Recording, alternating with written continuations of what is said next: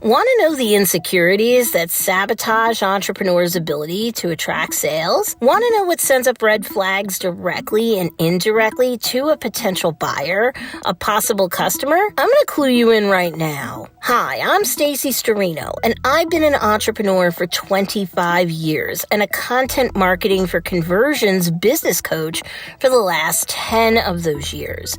Nobody wants to do content marketing and feel like it's just busy work, right? So I teach you how to get not just more followers, but more email list opt-ins, and most importantly, more sales with your content marketing, no matter what platform it's on.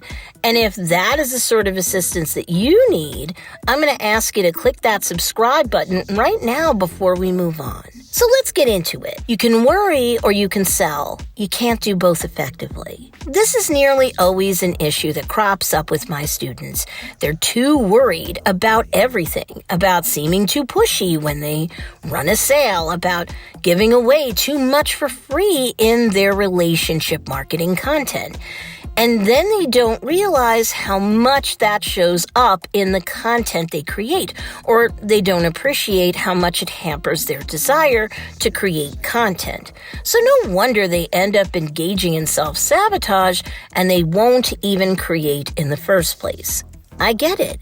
When creating content is new to you, there's that discomfort dealing with the learning curve and getting out of your comfort zone. But if you're more worried than you are confident in your abilities, I'm telling you, it's going to show up when you go live, when you're in a video, even in your body language if you take a picture of yourself to share with your social following.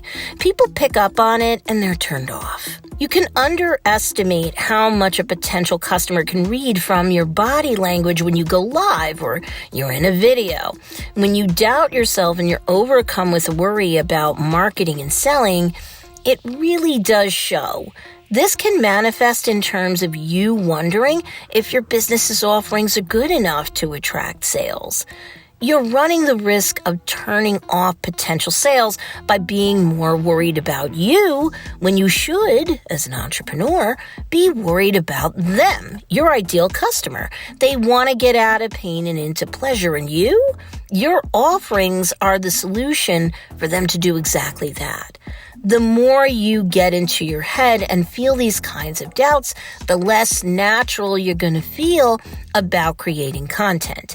People can really pick up on you not being comfortable, and then they'll worry that it's because you're not up to the task of helping them with your business's offerings. It's up to you to fight the bigger nerves you're suffering from, maybe some imposter syndrome. Customers want someone who is at ease with who they are as a brand leader, as an entrepreneur, and they want you to be confident in terms of what you're worth when it comes to creating solutions to their problems.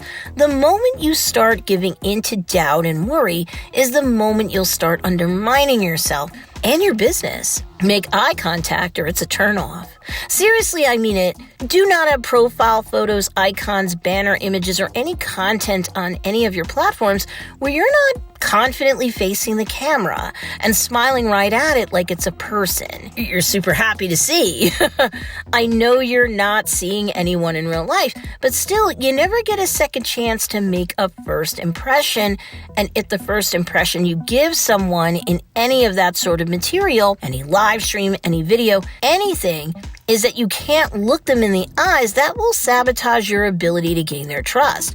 When you look someone in the eye, it creates a level of intimacy and engagement that subconsciously wins people over, and consciously it can fit the message your content marketing is trying to convey. You're an entrepreneur with solutions to their problems.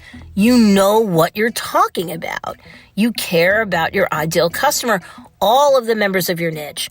It's going to make it hard for someone else to read you otherwise. Weak body language is a strong turnoff. Pay close attention to your body language when you're going live on a platform, when you're shooting content for a video, when you're shooting a still photo of yourself. Are you sitting up straight with your shoulders back? Are you slouching with your arms crossed, looking at the floor? You need to show people that you are open to them, that you are comfortable, approachable, engaging. Are you cold? Are you warm? Are you more present? Look at what's happening with your physical cues. Just because you're creating content that will be consumed electronically doesn't mean you shouldn't pay attention to how you come across to others. Think about it. Would you feel more inclined to get to know someone better, to start a dialogue with them, if they acted like they were enjoying meeting new people, or someone who's acting like they'd rather be somewhere else? Sure, you're nervous, but don't accidentally push people away.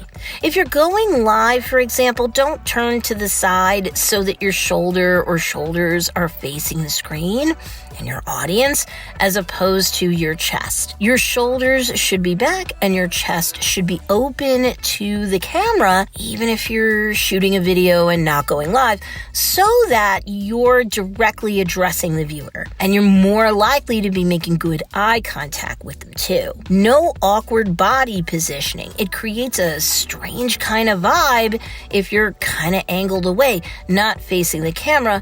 And if you think people don't pick up on this sort of thing, they do. Treat the camera as though it were your best friend. Get close, get comfortable, project an open, approachable, positive, welcoming vibe.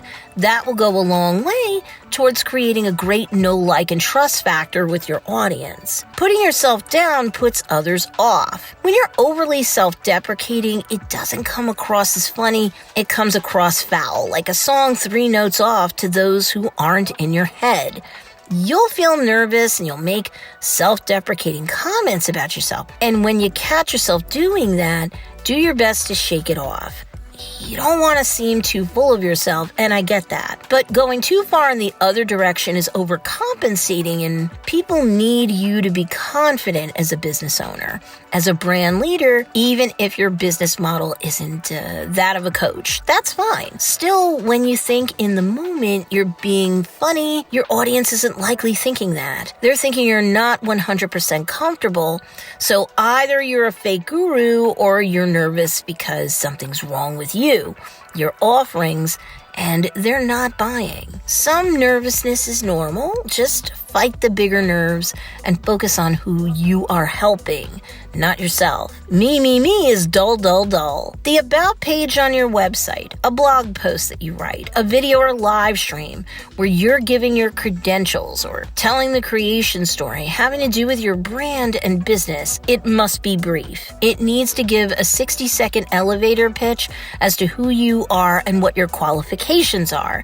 And then you must immediately segue into what it means for your ideal customer and why they care because of what you can do for them. To go on longer than that is dull and boring, and your niche will lose interest. They want to get to the good part, meaning what's in it for me? You may feel insecure, so you want to give every last detail about yourself. Explain your backstory, what led you to the point of being an entrepreneur, but you don't need to do more than 60 seconds of that, and only if it's relevant to establish yourself as the brand leader that your ideal customer can get to know, like, and trust. So that's my thoughts about the insecurities that sabotage an entrepreneur's ability to attract sales when it shows up in their content. And now, here's another video that YouTube thinks will help you out, so enjoy.